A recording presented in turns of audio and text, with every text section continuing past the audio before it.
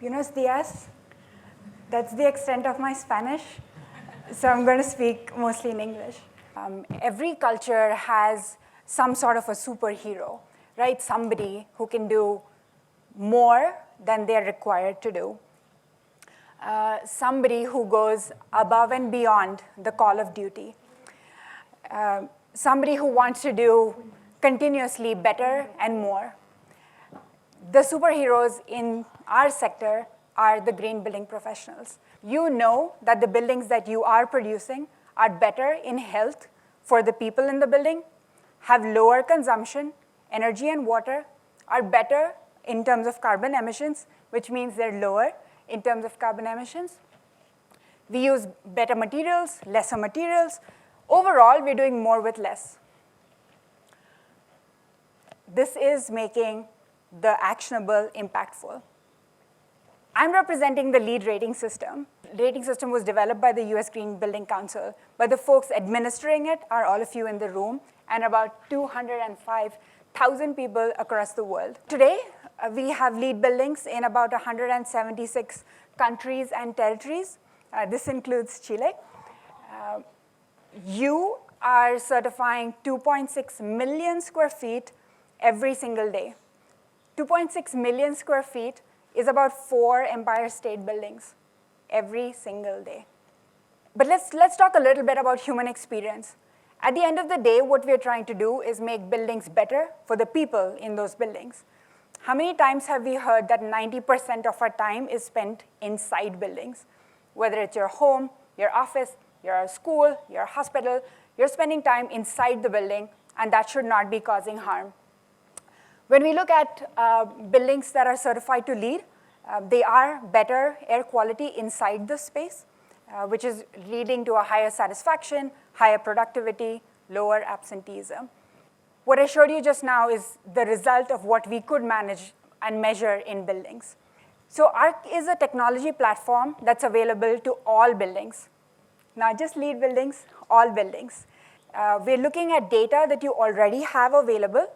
You enter that into the platform, and you get a score. The score helps you understand how your building is doing better, or maybe not, compared to other buildings around you.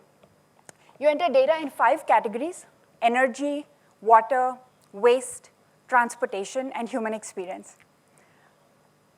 Don't think about the data you don't have. Let's think about the data you have. A lot of buildings have 12 months of information. You can start with maybe energy data, 12 months of energy use. You might also have water data, 12 months of water consumption. You enter each of these pieces into Arc, and you get a score immediately. You might also have waste, transportation, occupant satisfaction, interior air quality metrics like carbon dioxide or total volatile organic compounds. Again, you don't need to have everything. You can start with what you have. When you enter it into the platform generates a score for you. This is a global benchmark. It shows you how your building is performing against similar buildings around the world. Overall, higher scores indicate lower carbon and higher LEED certification levels. You're able to look at your score on a daily basis on any device that has internet access. So while you can benchmark the performance of any building, while you can track the score for any building, you can also incentivize higher performance with LEED certification. So now we know that buildings can be better. We know we have data in buildings. We know we can use that data to make improvements. How do we unlock this potential across buildings all around the world? We know 90% of the buildings are operational buildings. And we also know, unfortunately, that very few of these are green buildings. How do we get more buildings to be green buildings? And to quantify that, every single one of those buildings needs to be better by 30% by 2030. That's 10 years away. 30% better by 2030.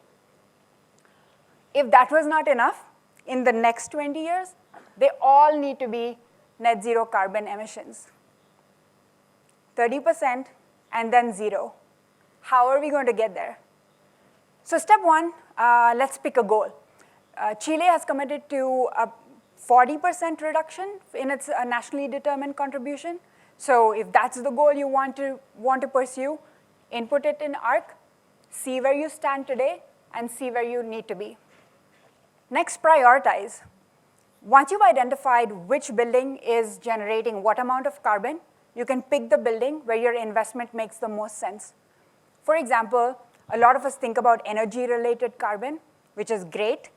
In a lot of buildings, transportation might be double that than of energy-related carbon. So you might want to consider incentives for people to be using alternative transportation there. Last but not the least, there's about 300 of us in the room and growing. There's only so much each one of us can do. We have to communicate. We have to have people involved in doing that. You and I can only turn off so many lights, but we need everyone to turn off their lights when they're not using it.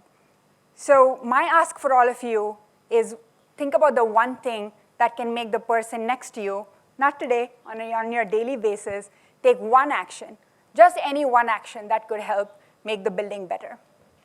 For example, could they take public transport? Also, I'm saying, let's not ask the question, let's encourage it. How do we get the person next to us to go with us on the bus or to share the car that we're riding to work? How can we encourage people to divert better, to recycle more, to compost more, or perhaps not bring that plastic container into the building in the first place? How do we encourage people to eat more seasonally and locally? I hear a vegetarian diet is most climate friendly, but I also understand I'm in South America, and that might not be the preferred option here. Perhaps a balance could be achieved. How do we think about what we are consuming, what we are wearing, and where did it come from? Do we need a new outfit every single time we're on stage? Maybe not. Where is it coming from, and how often can we use it? The clothing industry is contributing about 8% of the emissions. And to put that in context, aviation is only about 2%. So when you fly, it's 2%. What you wear is 8%. So think about that when you're choosing to buy a new outfit, clothes, shoes, whatever that might be. Last but not the least, let's nurture, conserve, whether it's a plant, a building, your Nino, or just educating people. We need to do better, and we need to do it faster. With data, we can get there. Let's make buildings magical again. Thank you so much for having me.